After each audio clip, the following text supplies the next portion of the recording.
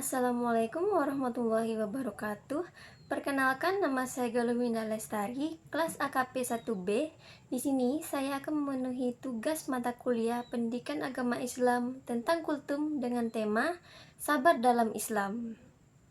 Alhamdulillahirrabbilalamin. Wassalatu wassalamu ala asrofil anbiya'i wa mursalin wa ala alihi washabihi ajma'in. Amma ba'du. Teman-teman yang dirahmati oleh Allah Subhanahu wa Ta'ala, marilah kita mengawali kultum kali ini dengan mengucap puji dan syukur kepada Allah Subhanahu wa Ta'ala yang telah memberikan nikmat kesehatan, dan semoga Allah senantiasa menjaga hati kita dan melimpahkan rahmat-Nya kepada kita semua. Salawat dan salam semoga selalu tercurah kepada Nabi Muhammad SAW yang telah mengajarkan kita cara menjaga hati, jiwa agar selalu dekat kepada Allah. Pada kesempatan kali ini, saya akan menjelaskan sedikit tentang sabar.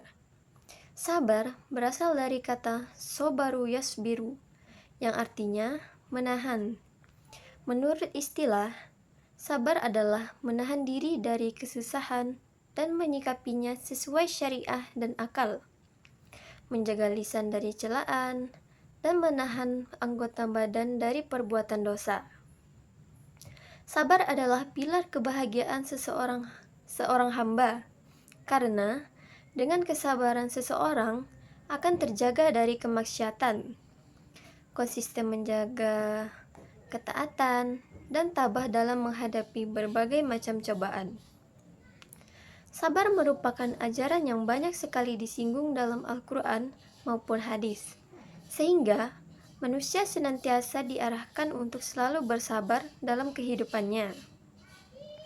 Kesabaran yang sebenarnya adalah kemampuan dalam mengendalikan sikap, sehingga bisa dengan ikhlas dan rela hati menerima kondisi yang sedang dihadapinya, demi mendapat balasan yang baik di akhirat.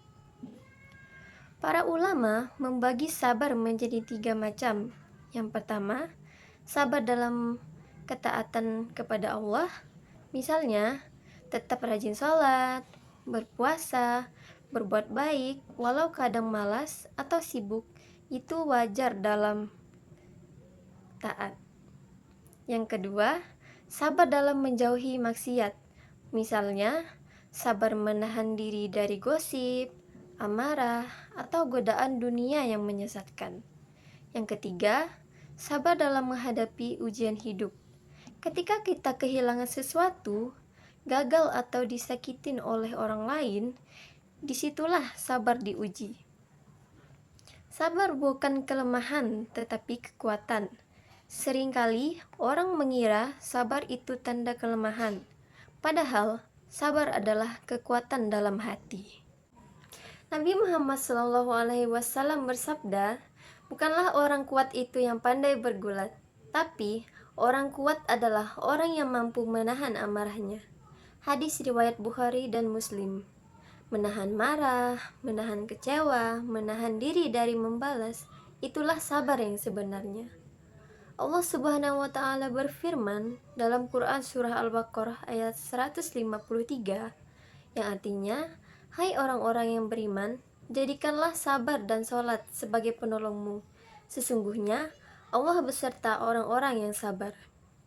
Dalam ayat tersebut, Allah menjelaskan kepada orang-orang yang beriman bahwa Allah akan selalu beserta mereka yang menjadikan sabar dan sholat sebagai penolong. Allah juga menjanjikan kedudukan yang tinggi di surga bagi hamba-hambanya yang bersabar, seperti firman Allah dalam Quran Surah Al-Furqan ayat 75. Mereka itulah orang-orang yang dibalas dengan kedudukan tinggi di surga dengan sebab kesabaran mereka. Mari kita lihat keteladanan kesabaran Nabi Muhammad SAW ketika beliau dihina, dicaci, bahkan dilempari batu oleh penduduk Taif. Beliau tidak membalas, justru beliau mendoakan kebaikan bagi mereka. Subhanallah, itulah puncak kesabaran. Beliau tidak membalas keburukan dengan keburukan, tapi dengan doa dan juga kasih sayang. Saudara-saudaraku yang dimuliakan Allah, sabar itu pahit di awal, tapi manis di akhir. Allah tidak pernah sia-siakan air mata orang-orang yang sabar. Setiap kesedihan, setiap luka, setiap ujian, semua akan dibalas dengan pahala besar.